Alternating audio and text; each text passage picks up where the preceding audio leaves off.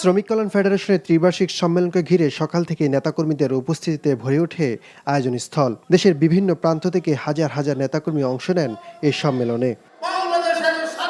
সম্মেলনে পরবর্তী ৩ বছরের জন্য সভাপতি হিসেবে অ্যাডভোকেট আতিকুর রহমান ও সেক্রেটারি হিসেবে লস্কর মোহাম্মদ তাসলিমের নাম ঘোষণা করা হয়।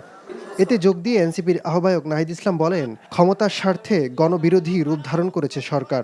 ক্ষমতায় আসার পরে তারা গণতন্ত্রের বিরুদ্ধে সংগ্রাম শুরু করেছে।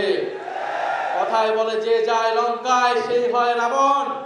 আজকে রাবণ হয়ে গিয়েছে, ক্ষমতার স্বার্থে জনগণের রক্তের কথা ভুলে গিয়েছে বর্তমান বিএনপির সরকার।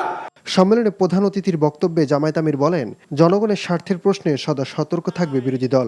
জনগণকে সাথে নিয়ে জনগণের মুক্তির আন্দোলন আমরা গড়ে তুলব। এই আন্দোলনে জনগণের অধিকারের ব্যাপারে আমরা সরকার কিংবা যে কোনো কর্তৃপক্ষকে ইনশাআল্লাহ চুল পরিমাণ ছাড় দেব না।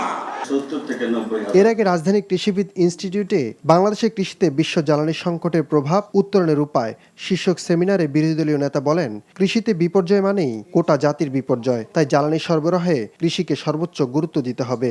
একদিকে মানুষের পকেট কাটা হচ্ছে, আরেকদিকে এই মানুষগুলোর সম্বলগুলোকেও ধ্বংস করে ফেলা হচ্ছে।